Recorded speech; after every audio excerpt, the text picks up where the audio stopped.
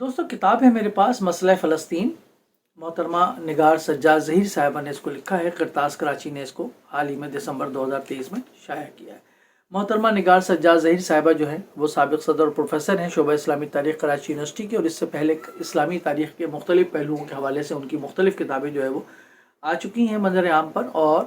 جو مورخین ہیں، جو عام پڑھنے والے، ان کے نزدیک قبولیت کا درجہ رکھتی ہیں۔ محترمہ نگار سجاد ظہیر صاحبہ بڑے معروضی انداز میں تاریخ کا اور اس کا مطالعہ کرتی ہیں، اور وہ اپنا نتیجہ فکر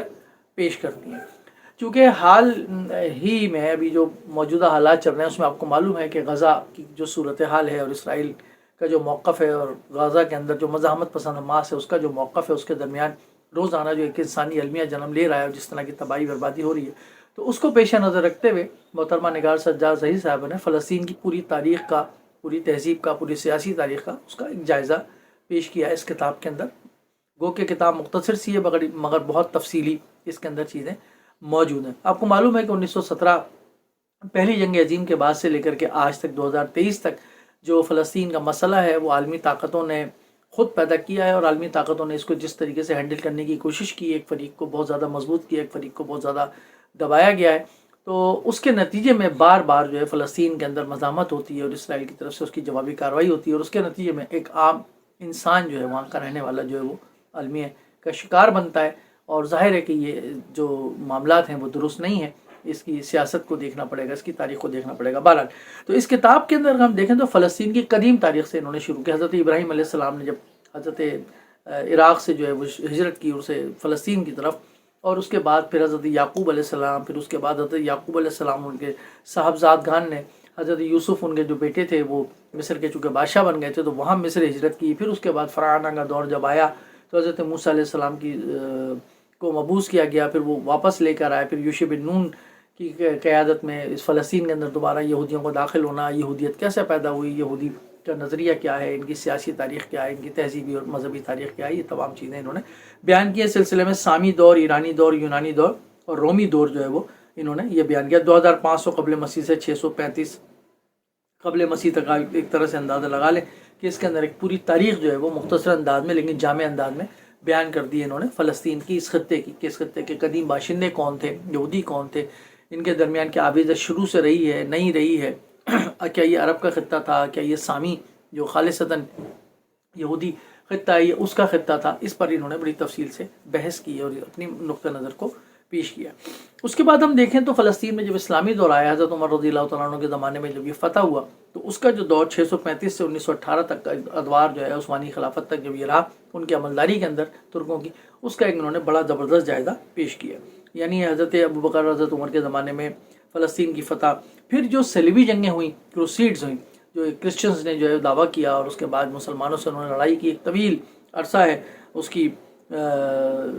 آرائیوں کا، لڑائیوں کا، اس کا انہوں نے بہت تفصیلی ذکر کیا اور اس کے پیچھے کیا محرکات ہے اس کو بتایا۔ پھر ممالک مصر کا جو دور ہے 1250 سے 1516 تک، اس کا بھی انہوں نے ذکر کیا۔ پھر عثمانیوں کے ماتحت 1516 سے 1918 تک یہ رہا،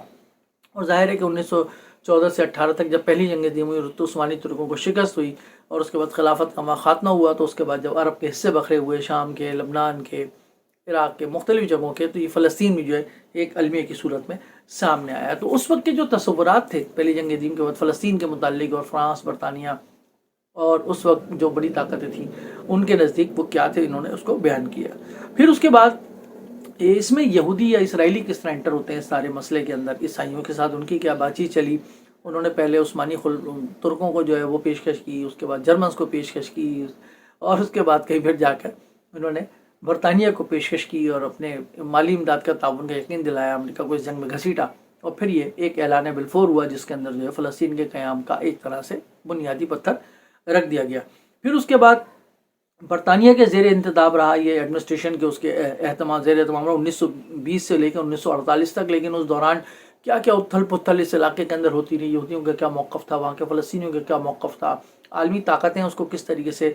رکھنا چاہ رہی تھیں، اس کو بہت تفصیل سے بیان کیا۔ پھر امریکہ کا ایک کردار جو فلسطین کے حوالے سے، اسرائیل کے حوالے سے زیر بحث آتا ہے، اس کو بہت تفصیل کے ساتھ بیان کیا ہے کہ امریکہ کا کیا اصل میں یہاں مفادات ہیں، امریکہ کے اندر کون دباؤ ڈالتا ہے فلسطین کے مسئلے پر ان کی حمایت کرنے کے لیے اور فلسطینیوں کی مخالفت کرنے کے لیے، اس کو انہوں نے بیان کیا۔ پھر اس کے بعد آپ کو معلوم ہے کہ جب یہ قیام عمل میں آیا تھا اسرائیل کا تو عرب اسرائیل جنگیں بھی ہوئی تھی۔ تو پہلی اسرائیل جنگ जब हुई, और फिर दूसरी और फिर तीसरी इसराइल जंग हुई और सक़्क़ुत यरूशलेम हो गया। यानी तीनों जंगों के नतीजे के अंदर 1948 के अंदर 1956 हुआ, और उसके बाद जब हुई तीसरी जंग, तो उसके बाद जितना ज़्यादा से ज़्यादा जो है वो हिस्सा जो है वो इसराइल के हिस्से में आता गया, और फ़लस्तीनी जो है वो सिमटते चले गए, उनका हिस्सा जो है वो सिमटता चला गया। फिर उसके बाद नहर सुएज़ और सिनाई की जंग 1956 में हुई, फिर तीसरी इसराइल जंग जो 1967 में हुई, और फिर अक़वाम मुत्तहिदा के अंदर जो करारदादें पेश हुई, क्या उन पर अमल हुआ, क्या उन पर अमल नहीं हुआ। अक़वाम मुत्तहिदा ने उस वक्त 2 रियासती हल सोचा था, लेकिन वो अमल नहीं हुआ। फिर इसके नतीजे में ज़ाहिर है कि वहाँ पर जब एक्सपेंशन होती रही एक तबके की, और दूसरा तबका जो है वो सिमटता चला गया फ़लस्तीनियों का, तो उसमें वहाँ फ़लस्तीनियों में मुख्तलिफ़ किस्म की तंजीमें जो है वजूद में आने लगी रद्द अमल के तौर पर। मसलन अल-फतह है, तंजीम आज़ादी फ़लस्तीन है, और फिर उनकी जो लड़ाइयाँ थीं इसराइल के साथ या यहूदियों के साथ, यहूदी हुकूमत के साथ, वो चलती नहीं, उसको भी इन्होंने तफसील के साथ बयान किया। तो ज़ाहिर है लड़ाइयों के नतीजे में फिर कॉन्फ्रेंसेस भी हुई, फिर उस मसले को हल करने के लिए आलमी सतह पर कोशिशें भी शुरू हुई, मुख्तलिफ़ किस्म के मुआहदे भी होने शुरू हुए, उसको इन्होंने बयान किया। ब्लैक सितंबर 1971 का वाक़या,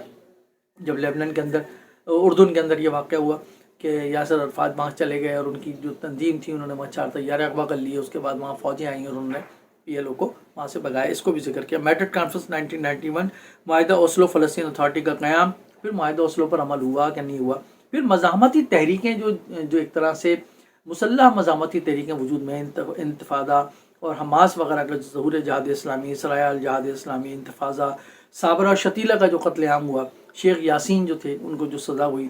फिर हमास आलमी वाक़यात के गिरदाब में, इराक़ का कुवैत पर हमला, हमास की मुश्किलात में इजाफ़ा, उर्दून में हमास को मुश्किलात, यासिर अरफ़ात जो थे उनकी अमन की कोशिशें क्या रहीं, फिर क़स्साम ब्रिगेड, शर्म शेख कॉन्फ्रेंस, शेख यासीन की रही आलमी दौरा, ये बड़े फ़िक्री रहनुमा थे एक तरह से समझ लें हमास के। हमास का उर्दून से इखराज हुआ, उर्दून और आलमी जो उस इस्लामी ममालिक जो आस पास के हैं, क्या वो किस नज़र से देखते हैं इन तंजीमों को जो मुसल्लह जद्दोजहद कर रही हैं इसराइल के ख़िलाफ़, और उनका क्या नुक्ता नज़र है उनके ख़िलाफ़, कभी हिमायत में हो जाती हैं, कभी मुखालफत में हो जाती हैं, उसकी क्या वजूहात हैं, इसको भी बहुत तफसील के साथ इन्होंने बयान किया। फिर गज़ा, जो आजकल ख़बरों में वो पट्टी क्या है, गज़ा हाशिम क्या है, गज़ा में जो दूसरे इंतफाज़ा का आगाज़ हुआ, जो लड़ाई का आगाज़ हुआ, वो किस तरह हुआ। शेख यासीन को मारा गया, अब्दुल अज़ीज़ तिसी को मारा गया, यासिर अरफ़ात का इंतकाल हुआ। फिर उसके बाद जो फैसला कुन मार्का है तूफ़ानुल अक़सा के नाम पर जो आजकल बरपा है, उसमें निगार सज्जाद ज़हीर साहिबा फेसबुक पर डायरी लिख रही थी अपनी रोज़ाना की, तो वो बंद कर दी गई, लेकिन बहरहाल इसमें 20-22 दिन की रुदात जो है वो मौजूद हैं, और इसके अंदर ज़बरदस्त किस्म की जो ज़मीमें हैं वो भी मौजूद हैं। मसलन तारीख़ फ़लस्तीन के अहम माहौल में इन्होंने पूरा समेट दिया है। फिर बाशिंदगान बैतुल मुक़द्दस और अमीरुल मोमिनीन उमर बिन ख़त्ताब ने जो एक अमान नामा दिया था यहाँ के बाशिंदों को, मज़हब की आज़ादी दी थी, अपने मजहबी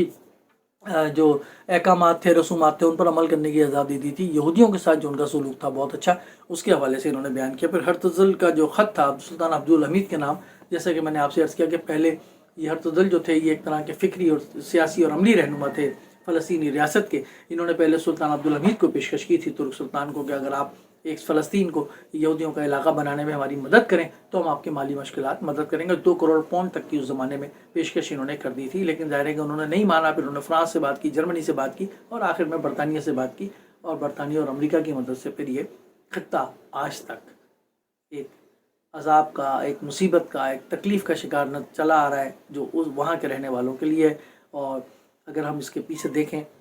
तो इस किताब के, तो इसराइल का जो क़याम था 1948 में, वो कहाँ था और अब कहाँ तक फैल गया है, और इस जंग के नतीजे में ये कहाँ तक एक्सपेंड करेगा, ये तो आपको वक्त बताएगा। लेकिन ये किताब बहुत अच्छी किताब है इस मसले को समझने के लिए, इस मसले की तारीख़ को समझने के लिए, इस खत्ते की तारीख़ तहज़ीब को समझने के लिए, और सियासत को समझने के लिए, और आलमी ताकतें कहाँ खड़ी हैं, मुसलमान क़ुव्वतें कहाँ खड़ी हैं। और मैं आखिर में सिर्फ एक शेर पर इस बात का ख़त्म करूँगा। अल्लामा इकबाल ने कहा है, तक़दीर के काजी का ये फतवा है अज़ल से, है जुर्म ज़ईफ़ी की सज़ा मर्ग मफ़ाजात। ये किताब